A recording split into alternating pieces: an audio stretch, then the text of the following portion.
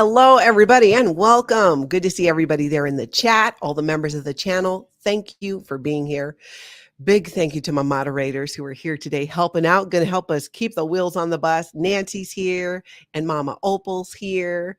And I think, yeah, it's going to be a really fun time because I'm doing one of my favorite things, which is interviewing people in and around the community of this whole exposing Scientology. I'm Natalie. This is Scientology Life After a Cult, where you'll catch me in the morning sharing recaps of Scientology news, sharing my own 35 years in Scientology and leaving with 3 generations of my family, and doing what we're doing right now that we're going to do today. We're going to be talking to Windy City Thetan Watch. He is a live streamer and protester of Scientology out in Chicago. We've highlighted many of his videos. I've been wondering more about, what motivates him, what it's like being out there, what are the weird things that he's seen in learning more about Scientology. He's most well known for, we've highlighted a lot of videos where he gets out there in Chicago and when Scientology recruiters are out there, he just shuts them down by letting people know what the deal is about Scientology when they're approached, and even seeing if they would like to give back the propaganda material that they may have been handed by a Scientology recruiter. And I love it when he does that. So everybody, make sure that you head over and you hit that like button, hit the subscribe button as well, and set that notification bell so you can get notifications when I go live. But without further ado, I'm going to bring up Windy City Thetan Watch here. Welcome. Hip, hip, hooray. Oh, let me unmute you. Hip, hip, hooray. Howdy, Natalie. Great to be here. Great to be here. I am so excited to chat with you and share with the audience. I love giving people a little bit of a behind the scenes look because they see people out there protesting and doing their thing. But I know I'm sitting there wondering, who is this person? Excellent. I love that. And by the way, I love the service that you provide because, and we're starting to see it much more with 200 channels, the idea that we can't have our eyeballs on all of what's going on across the Scientology or anti-Scientology spectrum. And it really is a great service that you're doing. And you and the other larger channels help us small channels grow and get awareness. I love that. I love doing it because I can't think of, I feel like I'm doing something that I've always wanted to do, which is to expose Scientology and to share the stories of other people. And there's so many stories here within this community, and to be able to share what other people are out there doing across the country, I think is just, I love it. I love it so much. I want to show people your channel here. I'm going to pull it up. Make sure you head over to Windy City Thetan Watch right here. You can see his channel and subscribe because you can catch his great content. Not only is he out there protesting, he also does collaboration and videos with other creators as well. I've caught a couple that you've done with Declared Dave Loves Suppressive Sherry. Always a mouthful. I really love those. I call him Depressed Dave more often than not. Depressed Dave. So tell me this, Paul. Tell me, how did you get started protesting Scientology? How did this come about? Yeah, I'm going to back up just a little bit more and talk more about just my personal history. I grew up in a suburb of Chicago, so I was always within a stone's throw of Chicago. I grew up going to a Methodist church, but I was in the Methodist church the way that 90% of people are. My parents took me to a Sunday school church on Sundays.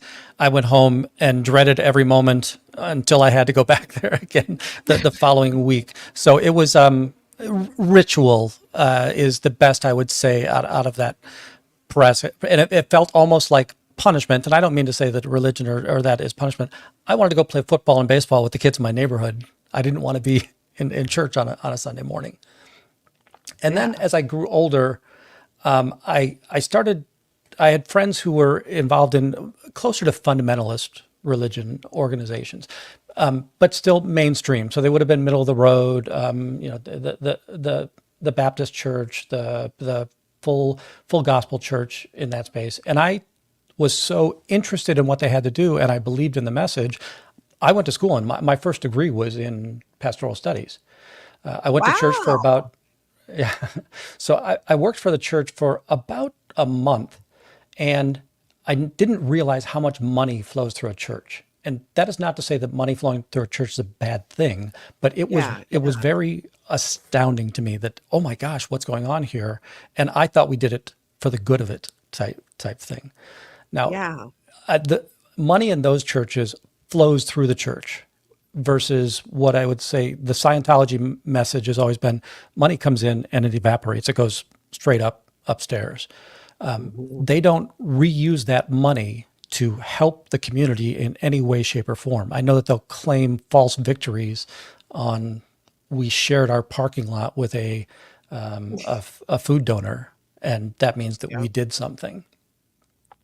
Yep. So that's really kind of my history with religion. I always saw Scientology as an odd fantasy. What in the world can they possibly? It's unbelievable what they believe in this space. But at that point, it was, oh, all right, fine. Silly people for silly people to believe in, or silly things for silly people to believe in. Who cares? So it never really got on my radar again. About what is it, 18 months, 2 years ago, Aaron somehow falls into my feed. And to start hearing the second generations and the stories of the abuses, crimes, activities that went against those members was absolutely eye-opening to me. And again, I don't care about the odd technology or belief system of Scientology, but Mhm. what their actions were just atrocious. And I thought, I think I want to try to figure out how to speak out against this.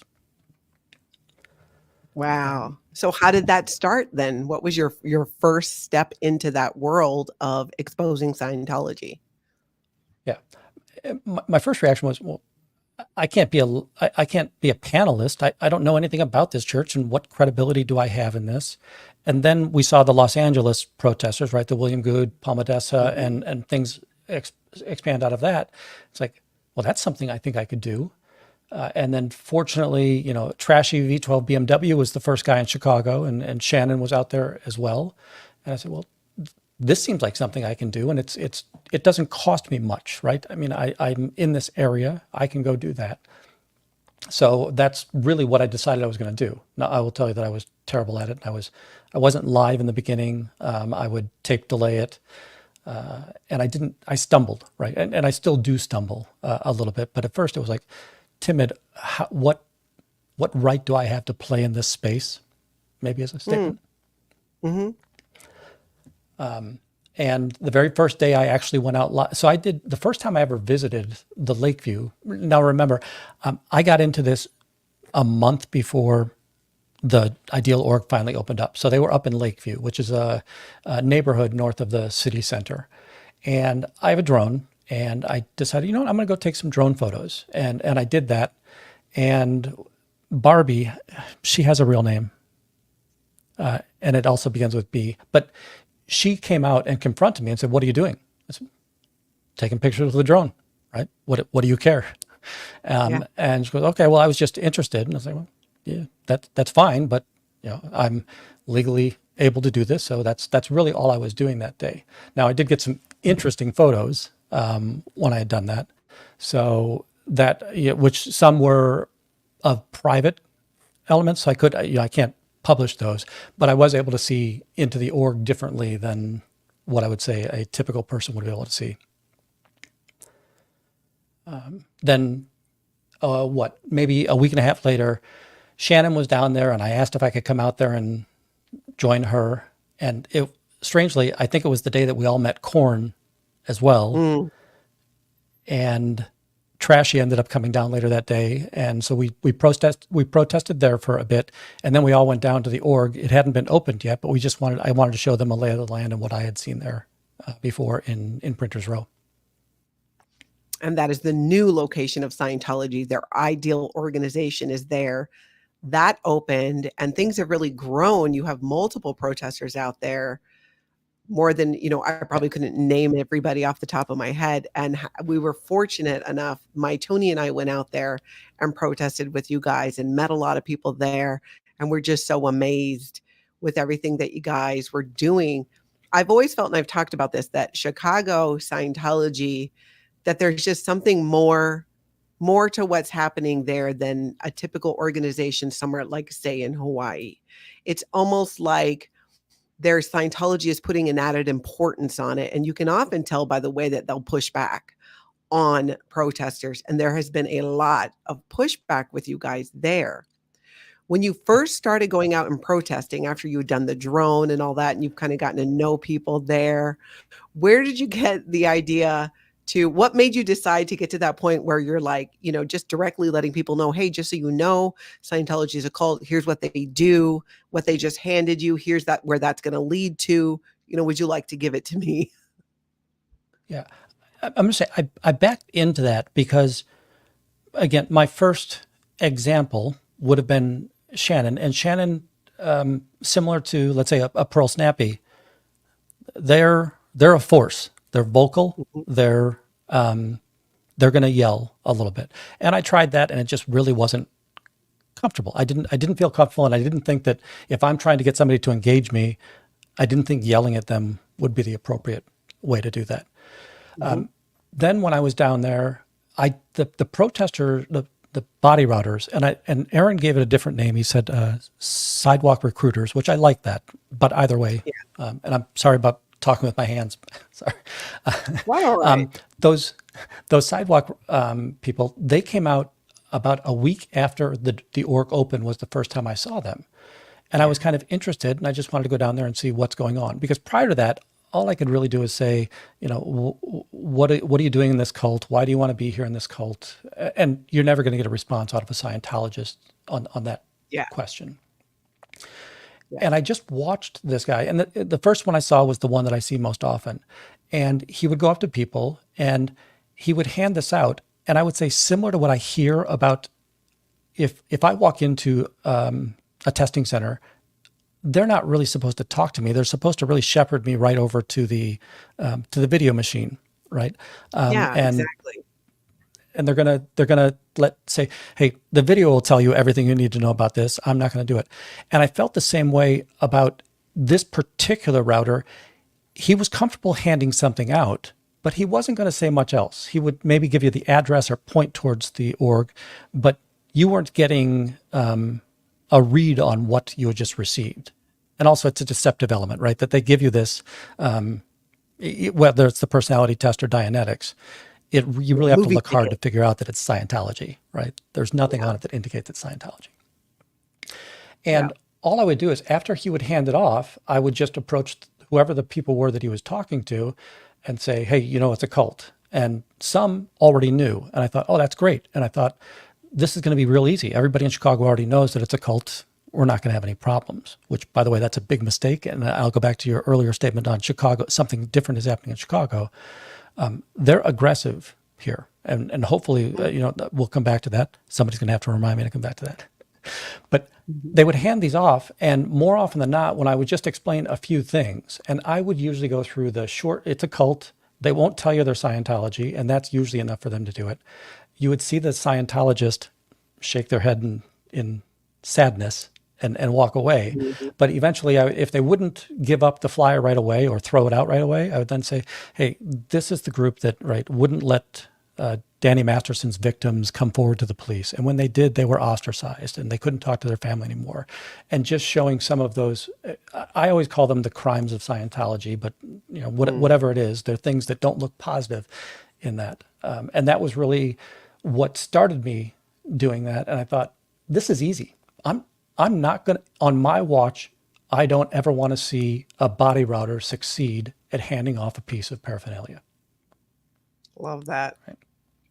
I love that. And it's very effective, not just in that moment of when you see that, that individual person. Now they know the information when they see that body router again, because a lot of people in that area live and work in the area, and that's why they're there. So they're going to be presented with something from Scientology again.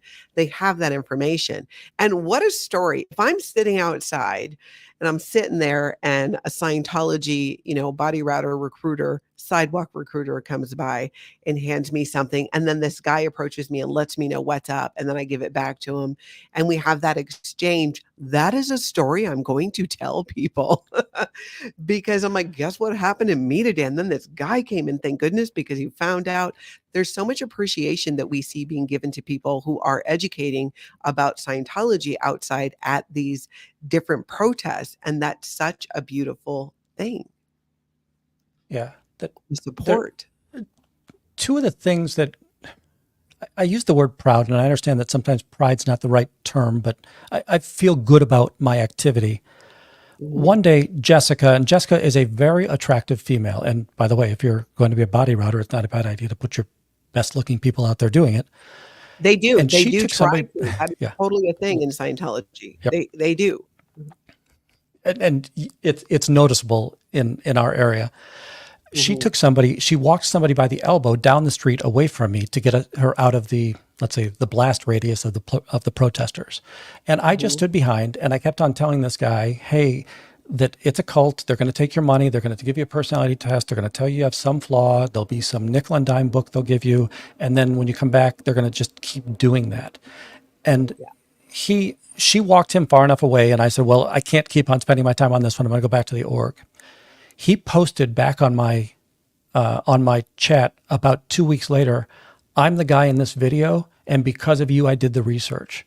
And I'm going to say that if I never do anything else in Scientology again, that's enough, right? The idea that I stopped somebody and that person did the research because of what I said in that space. He also said he was very scared. Yeah, because yes, they were in the middle of recruiting him when that interaction happened. That is amazing. That's absolutely amazing. I bet that was very motivating as well. It was. So the day of, I was frustrated, right? The idea that, I didn't get through. But when I get the comment back in the chat that says, I'm the guy at 27 minutes into this video and you helped me that day. And I had a similar situation. One of the things that I struggle with, don't get old. My memory is a little bit foggy. It was either last week or the week before, but there was a guy in Dunkin' Donuts and he was sitting with the body router. And I saw them when I came up and he waved to me. The guy waved to me. He thought I was a street block, like a Dan Walks LA. He thought I was Dan Walks LA for Chicago. Well, when he finally comes out, he comes up and talks to me. And I said, well, first I say, hey, do you know who that guy was that you were just talking to? He goes, I think I do, but I think you know better. Who is he? And I explained to him what it was. Well, this guy had just been engaged by Scientology the day before with a personality test. He went inside, he bought a Dianetics book, and he's the one that, I can't remember if it was on your channel or on the other channel, cash or credit, right? That was not the first question is, do you want this book? It was, are you going to pay cash or credit for that? And they had talked about courses with him. And he and I talked for about 25 minutes. And he's on the spectrum. He takes medication to balance chemicals in his brain. And I thought, I think I just saved another life right now, right? Guarantee it. Those are the things that, like, there's days that I know that I'm out there for 8 hours, and I know that the audience must be bored as snap on it, but it's these little things where, you know what, I think I made a difference today, and that's a big deal. Yeah, absolutely. That is so, to just be boots on the ground like that and see that. It also then has this added effect because you're there with that person one-on-one, but you have everybody who's watching your live stream, some who might be new to the channel and learning. And then it gets, we highlight it and more people see it, who some people, this is the first time they're hearing of Scientology is through a creator on SPTV, and they find out about it that way and learn more about it. But then they get that information and they become familiar with seeing Scientology recruitment tactics so that they can notice it themselves, understand, and know that if that happens to them, because this sidewalk recruitment is Scientology's biggest tool in getting new members. So by live streaming and protesting the way so many are doing, it's cutting that off. And they are getting incredibly desperate. And we can tell because they're doing things like what happened with Nance Drew, with, the staff member Chadwick, and them trying to press charges over his arm or whatever it was, making contact with her body. Just absolutely ridiculous. but it's showing you how this is how desperate they are to try to make this stop. Yeah. So I'm going to make either a sexist or arrogant statement, and everybody, I'm saying it in the nicest way. I wouldn't let them bully me when they first met me, so they don't really try that tactic very much. Chadwick was the first one that tried to deceive me. There were college recruiters there one night, or college-age students. I didn't know they were recruiters yet. And Chadwick tried to walk me away from the door, and he said, "You want an interview with a Scientologist?" I said, "Sure." He said, "Well, come here." And he just kept on going and going and going. And I was like, "All right, you're lying to me. You're not going to do that." So I went back to the org. But one of the things that I think that they do very well, they probe. They probe to see what is the human that I'm interacting with willing to push back on in those spaces. And I can tell that they will try to intimidate some of the other protesters. And this, I'm not trying to inflate myself or anything, but that they'll impose themselves over a female, right, in that space to show, right, I'm a threatening figure. You better be scared and run, type thing. So those are the things that, I'm glad they don't. Well, I'm not saying that I'm glad they don't do it with me. They just realized very early on that'll not be an effective process in this. Yeah, it's but I not. do They feel probably a it's not a sense of button. They're sizing you up to find out what your buttons are. And that is the thing. They think that they can intimidate females. We've seen that at other protests. We saw that happen with Laura FM on L1 Hubbard Way outside the Blue Buildings, where a man came out. She asked him a question. He ended up getting right in her face, screaming and hitting her head with the bill of his hat. And that's how she first met DOA, who came running across the street and got the guy to back off. Laura would have, gotten him to back off. But there is that addedness of it, because Scientology in many ways is stuck in the 50s and still thinks that those are the kind of things they can get away with. So it is not out of that realm that they wouldn't target female protesters differently, trying to push those buttons of it being more physically threatening, in that way. So you're right. That is something they will try to do, and try to find out what your buttons are and then push them. The one thing that I've tried to, I'll say, add recently, I've missed two really good opportunities because I wasn't ready with my camera equipment. Usually I set up my camera equipment at the train station and come in. A month and a half ago, I got off the train and the body router was right there. He was on the platform handing out flyers. So I was able to chase him away, but I have no evidence of it. And I don't really care that nobody knows, but I know that I chased him away. Yeah. About a week ago, this guy kept on trying to come out. They always try to come in the front and back door, and usually I'm mobile enough that I can get to where they're going before they get there. And I could tell he tried to come out 3 or 4 times. He couldn't get out. He couldn't get past me. Eventually he was able to go out the back way and go down into the subway. Well, I was done for the day and I was ready to go home, and I went down to the train station and he was in there. And I was able to chase him out right then. And it was the first time that I saw him express, I'm going to say out ethic because I don't know well enough what it is, but he gave me the finger and he said, it was, why are you doing this to me, type thing. And again, it's a good feeling because I don't feel good about injuring another human, but I love the idea that you realize that I'm going to keep on stopping you from doing this. Wow.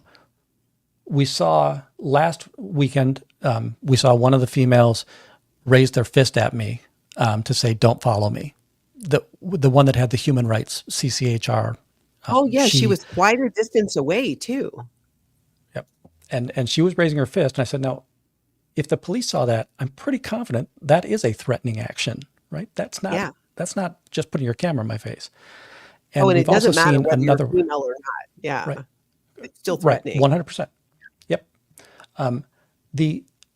This happens similarly. There's another, a black female that I've seen a couple of times, and I've stopped her. I've taken flyers off of her victims as well.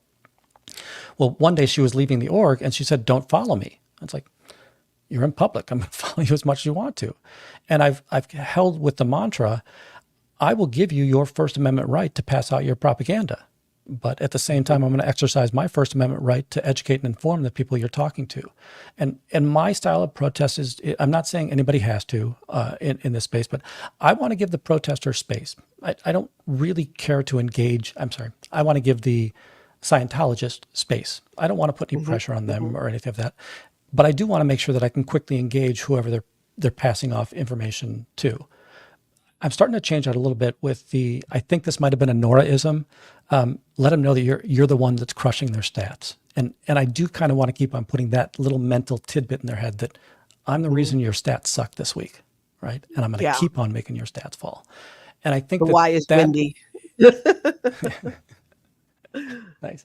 I think that's an impactful, and again, I'm not a Scientologist, never have been. I think stats matter, right? Like you go through the week and you care about that thing if you're a Scientologist. Hugely. It is such a big thing. And many people might not understand this about being a Scientology staff member. There is nothing more important above helping people, above any of those reasons they might give as their purpose or reason for being there, as their statistic. So number of promo pieces handed out, that is a statistic. Number of people body routed into the organization, that is a statistic. And they are suffering. And that is really hitting them where it hurts, because it makes that impact and it drives down morale as well. And the great thing about these protesters and live streaming all over the world is it gives even Scientologists the opportunity to see that it is not just your organization that is empty. Every single one of them, there just aren't that many people there.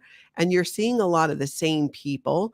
In your time in Chicago, since you've been there and since you've been protesting Scientology, is there anything that has stood out to you or surprised you as you've come to learn more about Scientology and this group?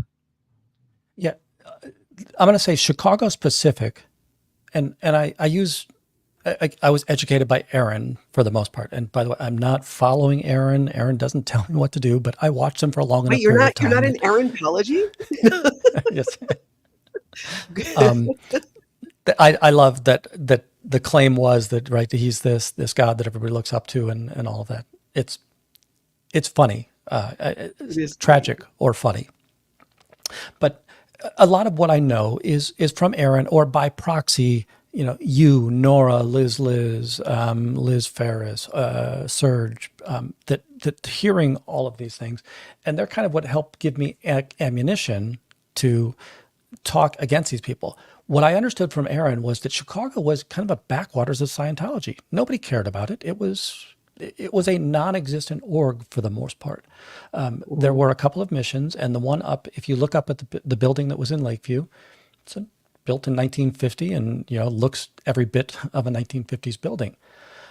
When they came downtown, the number of people that I see in uniforms is rather surprising, and I get a little bit flustered because I wish I had more platform to make people aware that Chicago's not a backwater anymore.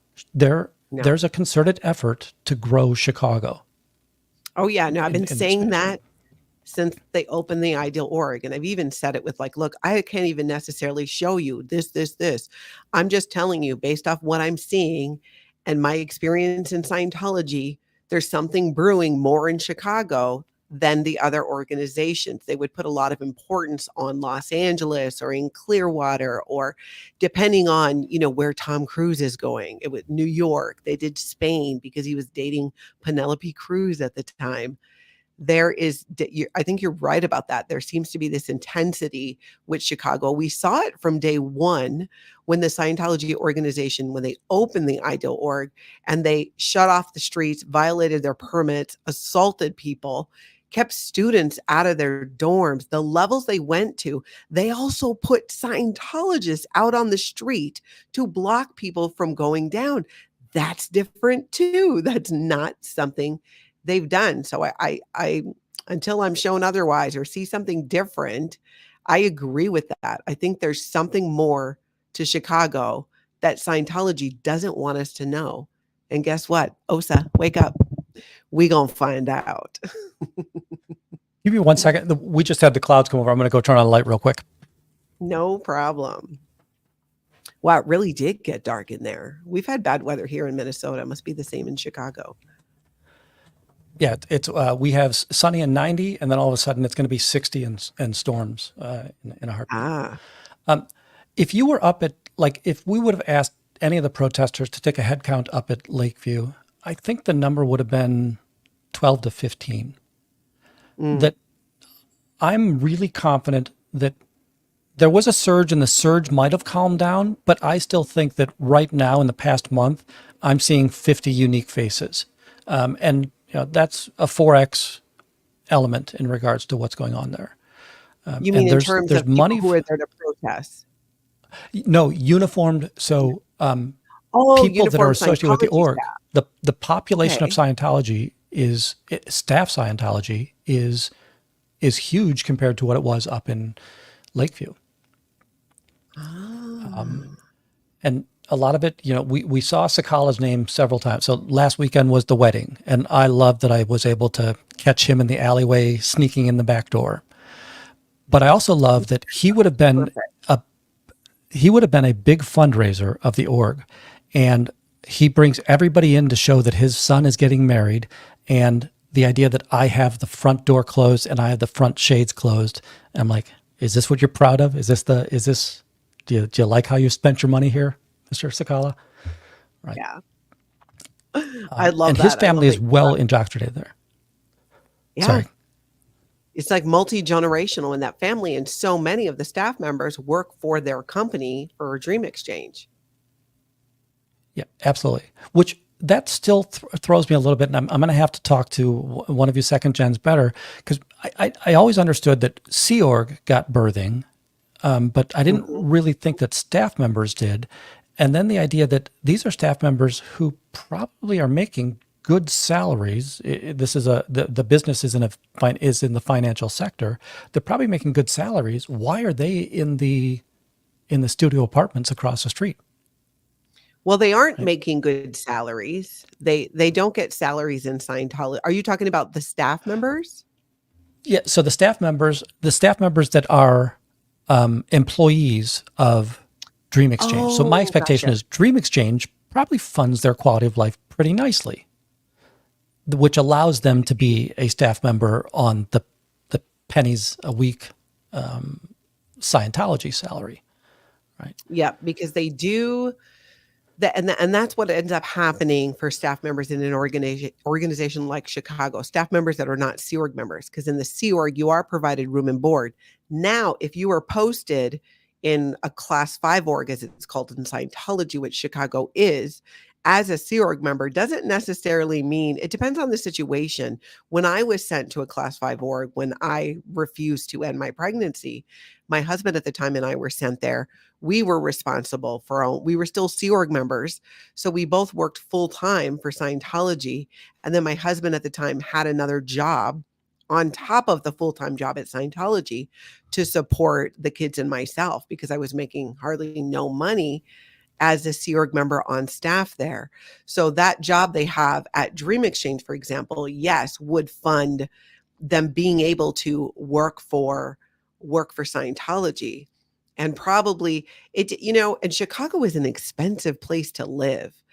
So when we had that situation in Chicago where it came out from the neighbors saying, hey, these Scientologists have people 8, 9 in a studio, not everybody's working for Dream Exchange, and you just don't know. Are those the Sea Organization members that are working there? Is there a mix with the staff? Like, what's the situation? If they're sending Sea Org members out there to man the organization and turn it around and make it truly ideal, it's not out of the realm of possibility that the org is not being forced to pay for an apartment for the Sea Org members there. That could be it too.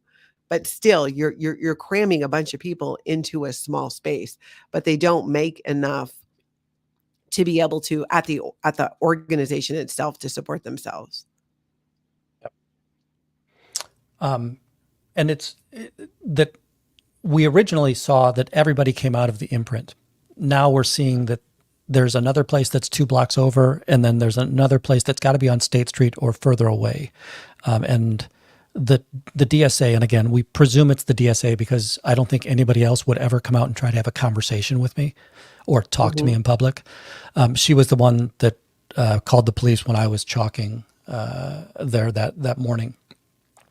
She walked in from State Street, right? And DSA being OSA, I know OSA can be public and it oftentimes is public, but if they were staff, would they be somebody who was being birthed?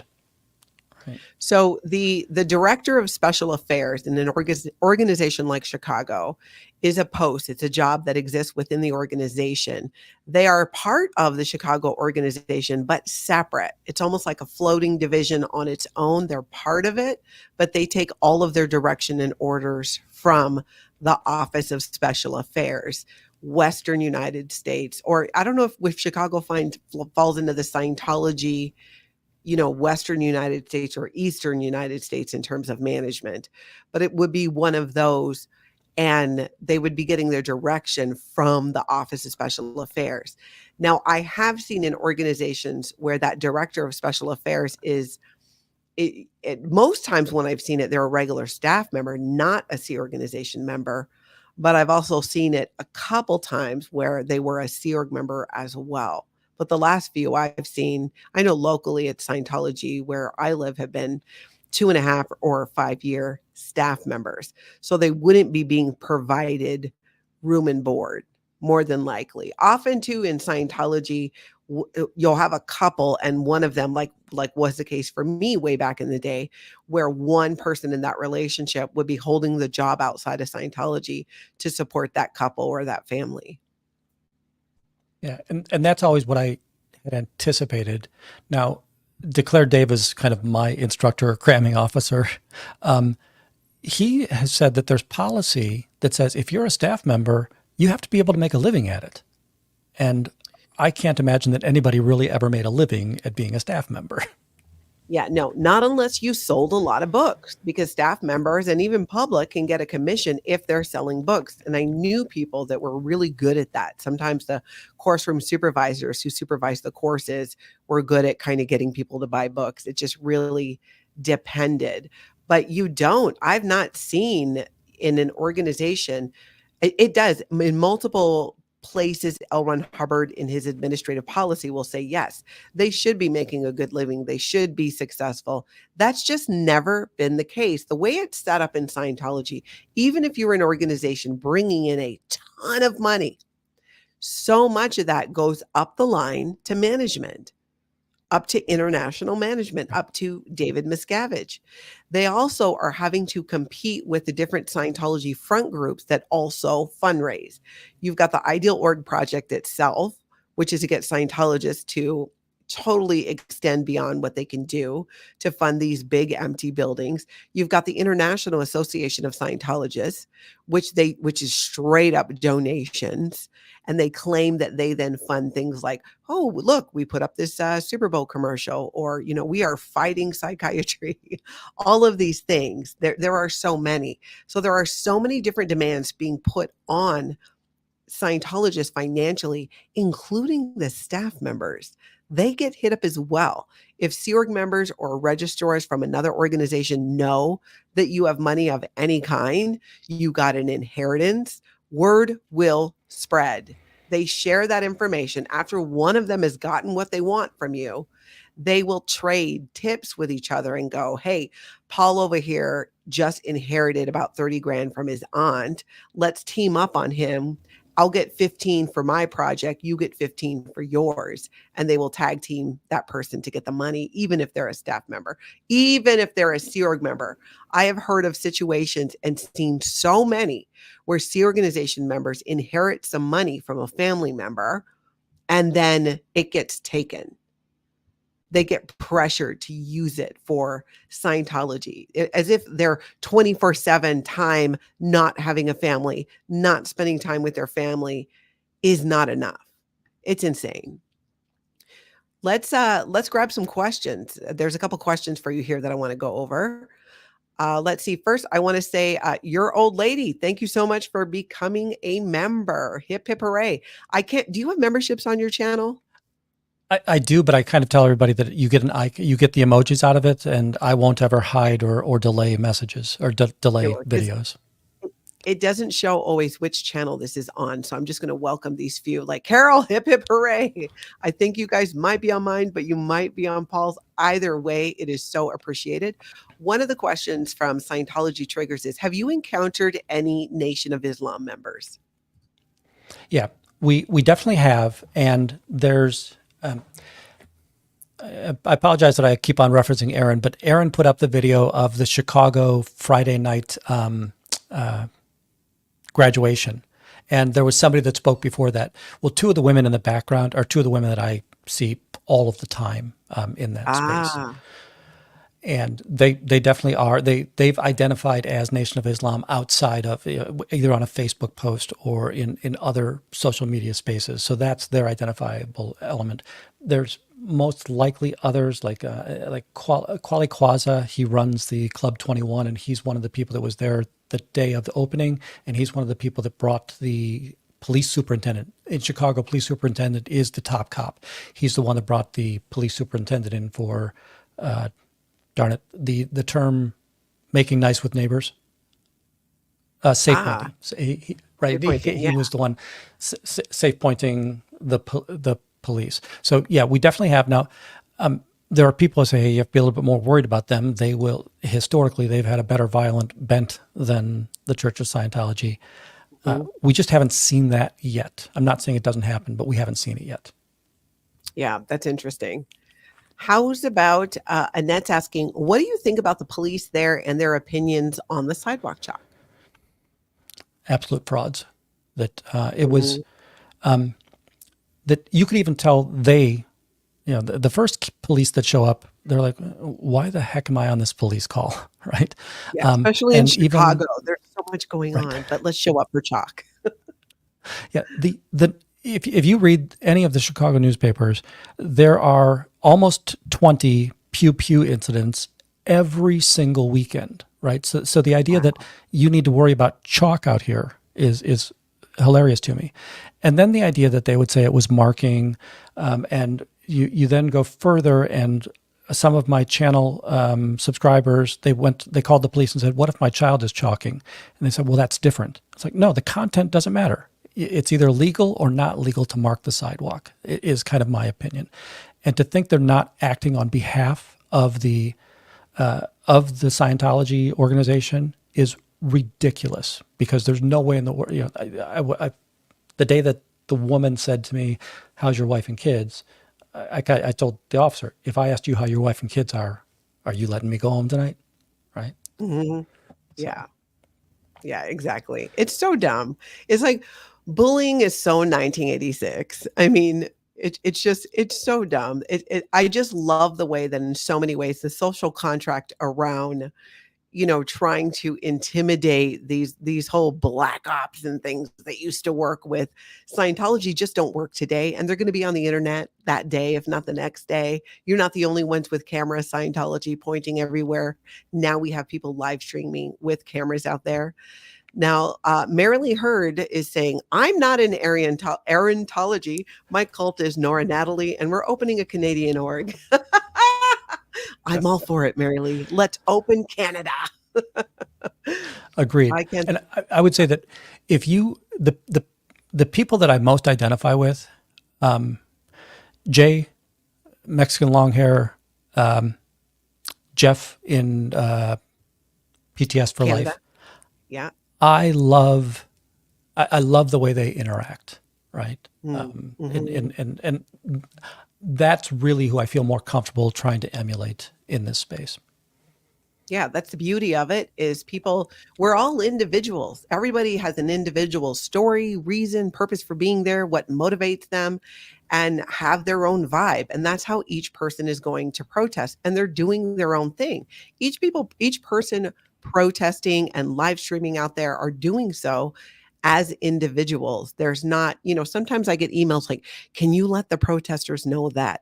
I'm like, no. Unless, we talk about it on a live stream, but it's not my, my role here to dictate. I have my ideas or 2 cents and things that we share. But I also know as a Scientologist, different things have impacted me and different Scientologists were impacted differently. So many reasons we get in that are different. It's going to take many voices that are different to get people out.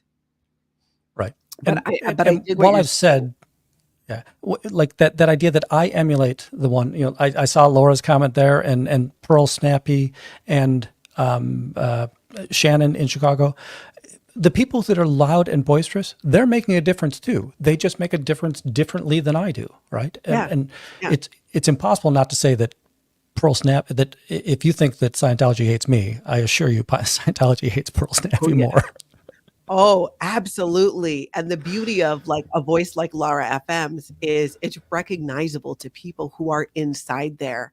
And the passion in which, in fact, Laura was protesting the other day outside Big Blue and calling for her dad. And Hollywood Aja just broke down in tears. It communicates, it gets through, it's so impactful. And the beauty of people who were born and raised in Scientology now, being side by side with people never in Scientology, but all in on ending the cult, is creating a different type of movement. And the fact that it's not a coordinated effort beyond maybe some people are like, hey, I'm going out at this time. Do you want to go out at that time? They're doing their own thing. They decide.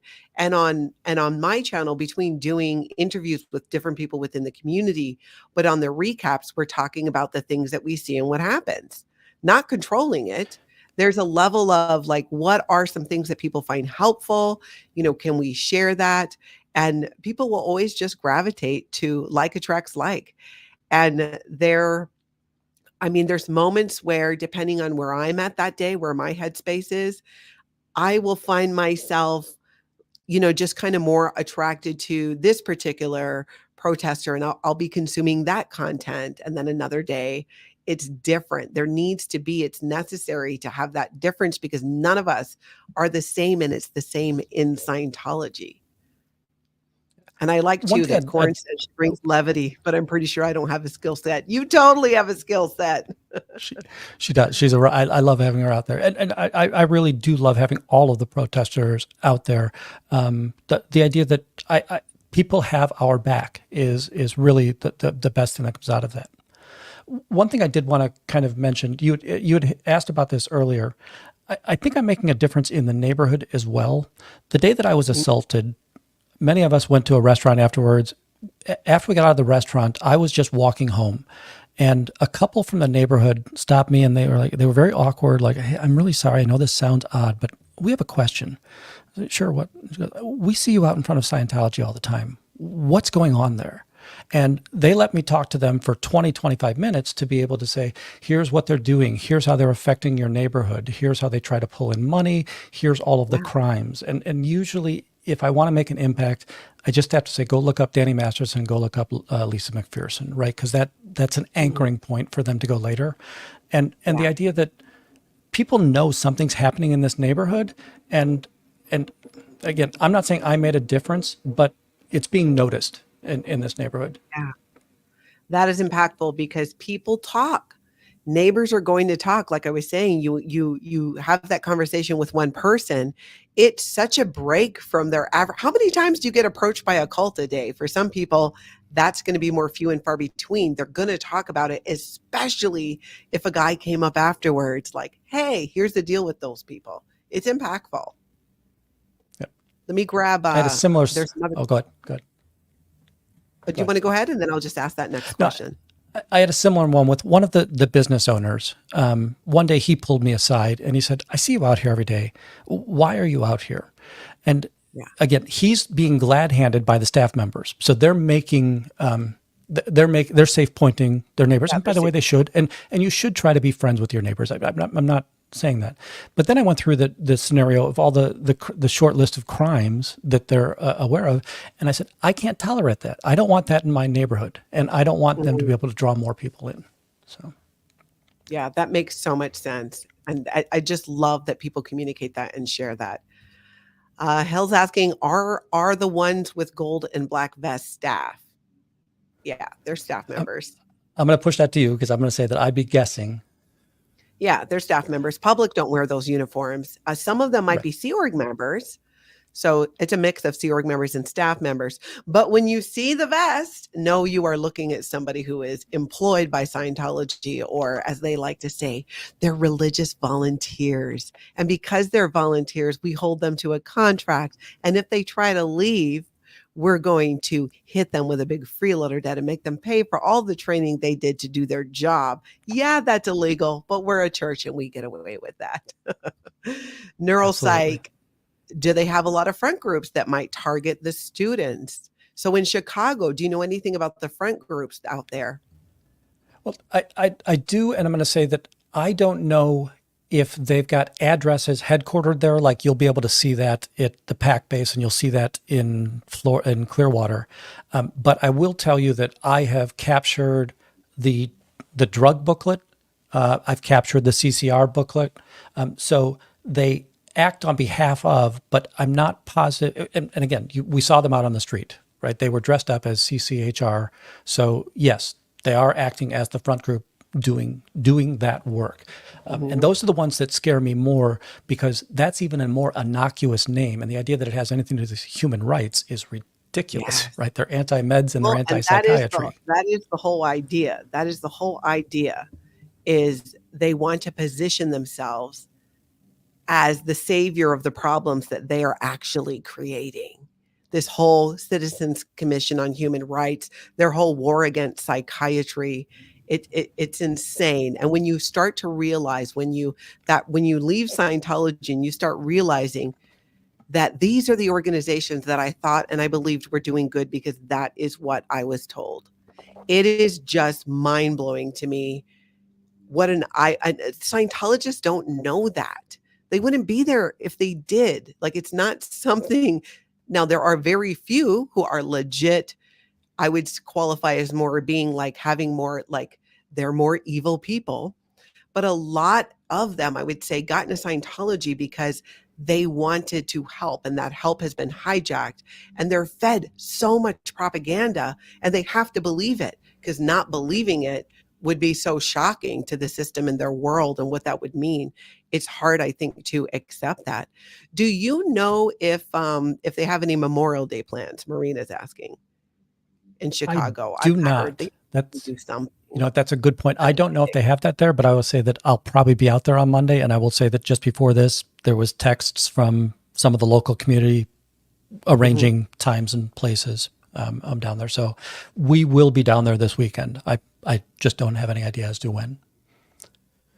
Yeah, that'll be cool. That'll be cool. I know in LA, anybody in LA, I do believe they're doing something. I thought I saw it on Eventbrite. Somebody could probably look it up and see and find out what that is. Melanie's saying Windy should keep his own stats on how much propaganda he's taken back and present that info to them on Thursday morning. 53 right now. That's right. It'd be great. Do you Goodwill Hunting? Yes. The movie Goodwill Hunting. Okay. At one point, he gets the number from the girl, and there was the hoity-toity college kid in there, and he just puts the number up against the window and says, "How do you like those apples?"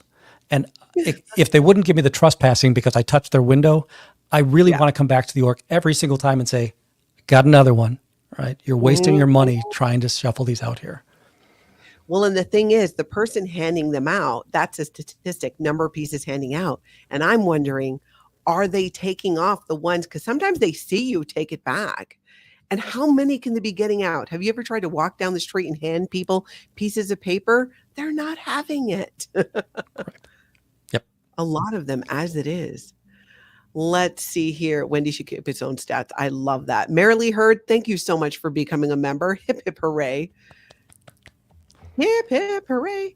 Let's see. That question we answered earlier already.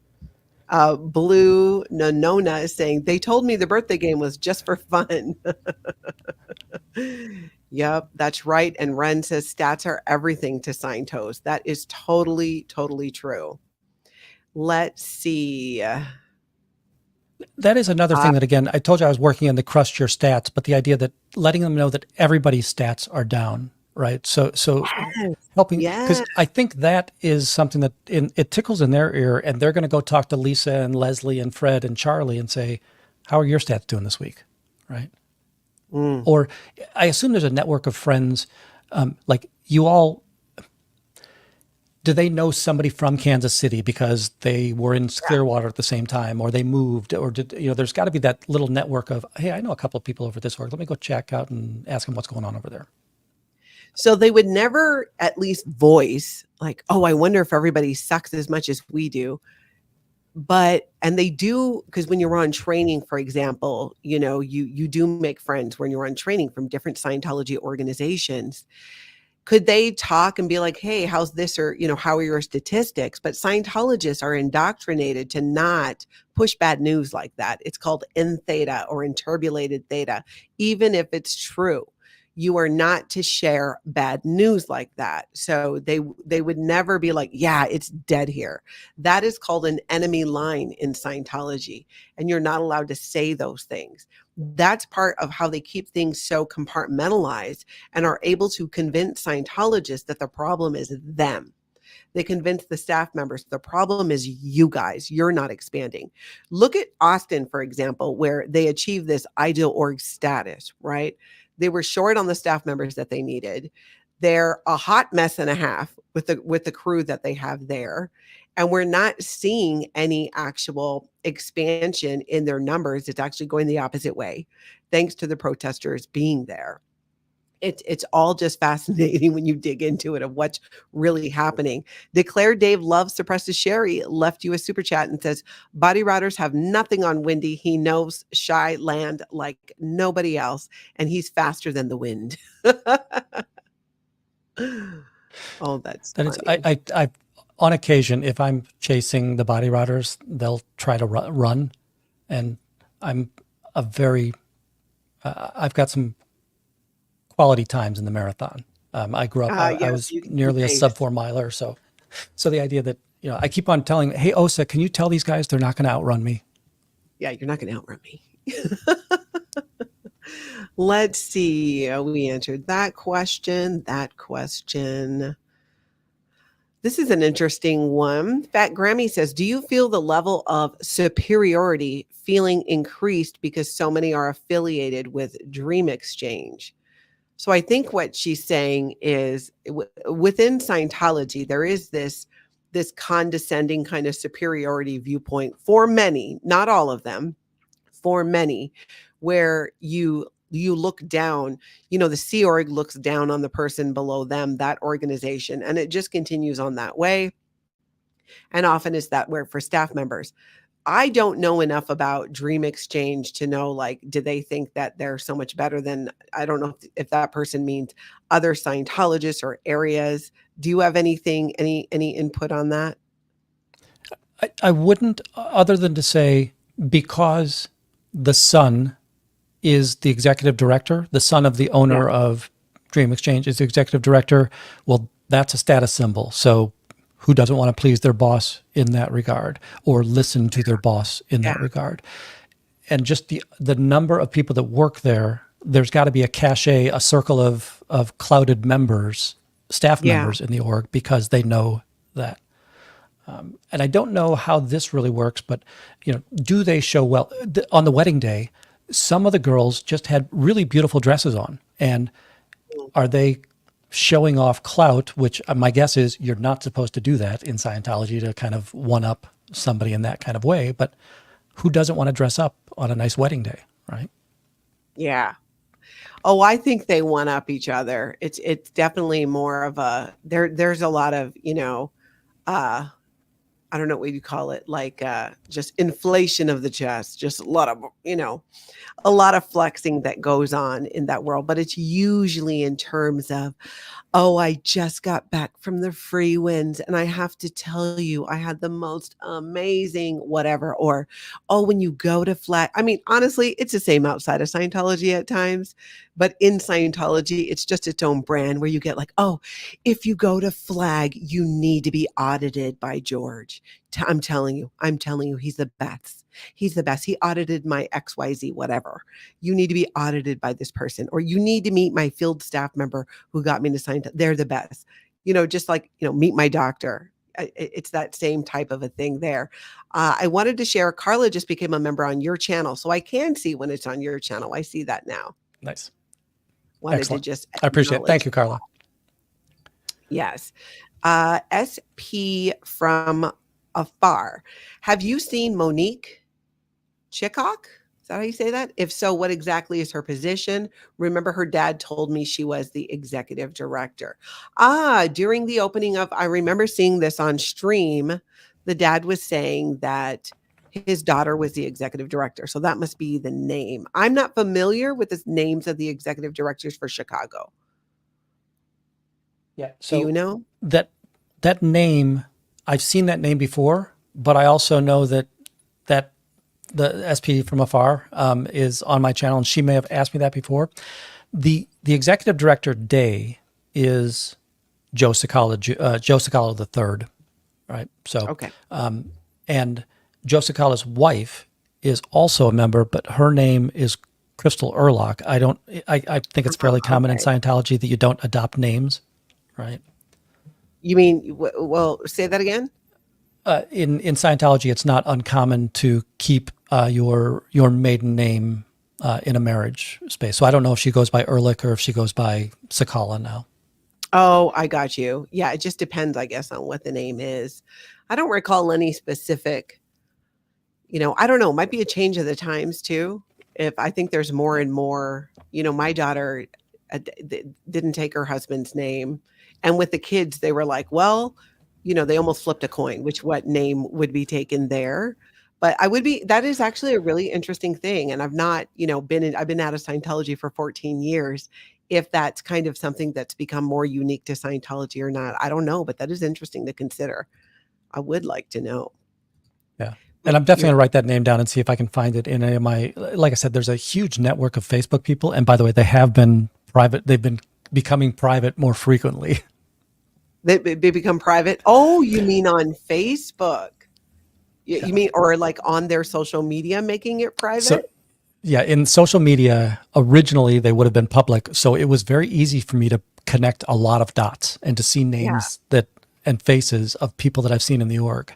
But slowly they keep on privatizing is not the right term, but making private their friends lists. Oh, interesting. That is, they will do that.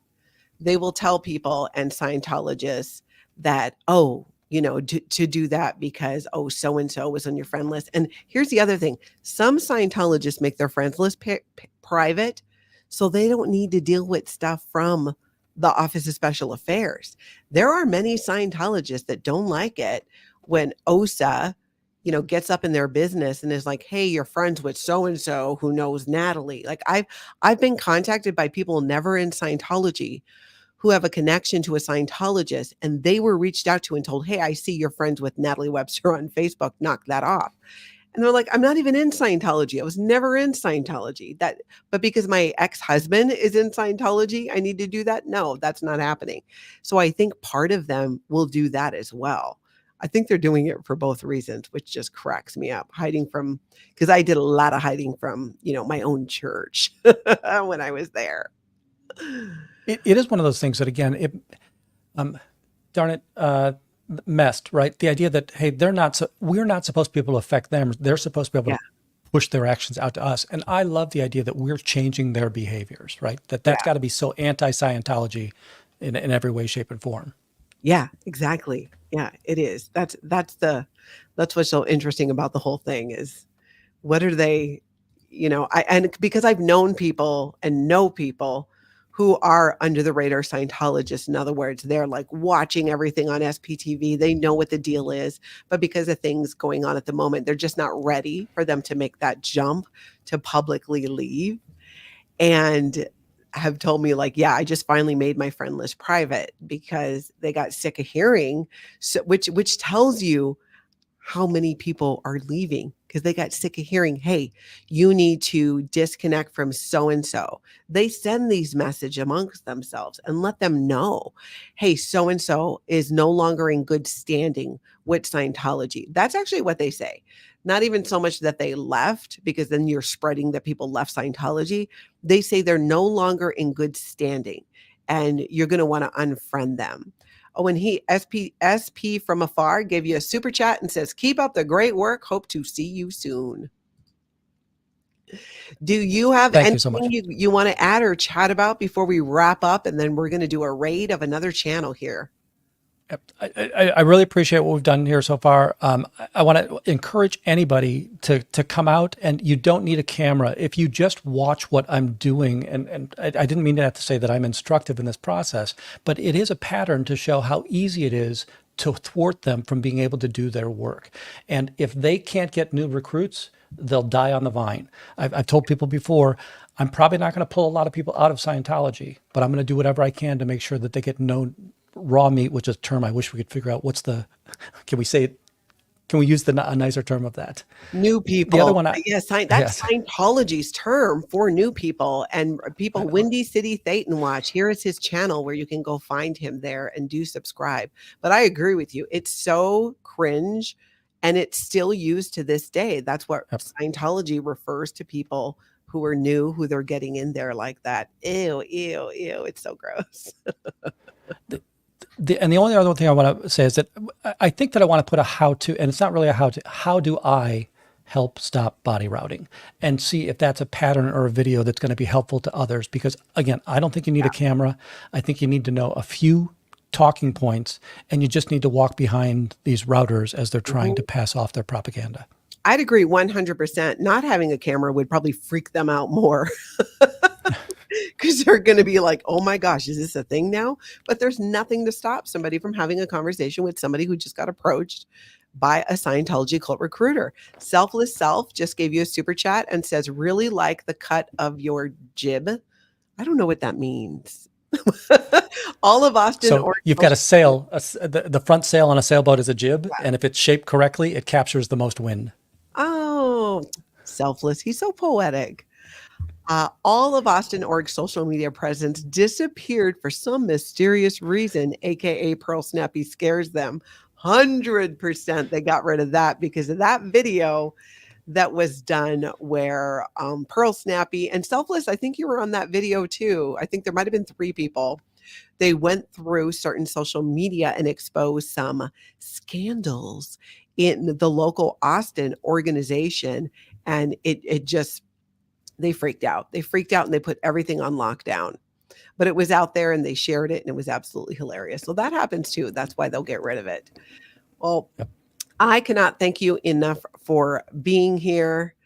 I just love what you're doing. I think doing that video, what you just said in how to stop body routing, I think I personally would, I'd love it. I think that would be very helpful for people. And the idea that people who, if you're not live streaming, you don't even need to live stream. You can just go out and stop body routing, go out and do those things. It's not a requirement that it's filmed. It's often a good idea, even if you're not live streaming, to record just from the viewpoint of self-protection and try not to do it alone. Are there any other tips that you might share with people who are considering protesting? The one I would say is if you can find a buddy, it's always best. And I've said this before, that the more angles, that if you ever see interaction, by the way, my personal opinion, avoid close interaction with anybody on the street. But if you see somebody who is involved in a personal interaction, please sacrifice your stream and make sure that you've got a camera on that person from a wide angle. That's the defensive mechanism that we lose. You know, unfortunately, I was in Tokyo when Chicago opened, and I was very concerned because some of our most vocal protesters were hidden from wide-angle views, and I know that they were being physically accosted below the camera sites in those spaces. And it's, you know, I understand that we're all out here for clicks and likes, and it is an element of what's going on here, but sacrifice your stream to protect your neighbor in these spaces. Yeah. But that's, my opinion is the more angles we can have on this, you can't have Scientology telling their shore story to the police when the police show up. So true. And they are going to try. Susan said signs are great to have. People do read them. That is absolutely true as well. Yeah, it Well, makes thank people you. stop. And every time somebody stops, it gives you an opportunity to engage them. And you'll see it. Somebody will walk by and all of a sudden they're like this. And it's like, they just asked me to ask them a question. Yep. Yep. That is very true. That's so true. I just love it. There's so much to see in Chicago. Whoops. Hold on here. We got a little technical thing going on. There's so much happening there. I'm excited that you're there. I'm excited that you're going to be doing more content, that you're collaborating with people so people can find that too on your channel. It's not just going to be live streaming and protesting, but you're going to be, do you want to just kind of touch on that a little bit before we head out? Yeah. So while protesting is one of the things that's it's very easy for me to do. I'm very close to the org all the time. I still like doing the panels and the education. And there are people who I want to give them a platform just as much as everybody gave me a platform. You know, the Natalies and everybody of the world. But it's just more education, and my audience might be different than your audience, and it's really trying to make that pie bigger. So typically, it's we're doing audits or protests, we're doing panels, and we're doing video, in studio videos of educational elements on this. Yeah. So That's fantastic. I'm so excited. Well, I know that we will chat again. Everybody keep an eye for what he's got going on in Chicago and beyond. In the meantime, before you guys leave here, please be sure to like this video, subscribe to both our channels, and if you would indulge us in a little raid, Liz Ferris is currently live right now. We checked SPTV space. Nancy just shared a link in the live chat here. You can go over. Let's go raid Liz. She is so awesome at coming over and supporting this channel all the time. Go over there, show Liz some love. Let's see what she's talking about. And again, Nancy just put a link in the chat there so we can do a little live raid. Paul, thank you so much for being here. I know we'll talk again. my pleasure. Yep. Everybody else, you know the drill. I hope you get out there and have an amazing cult-free day. Go over and give Liz Ferris some love.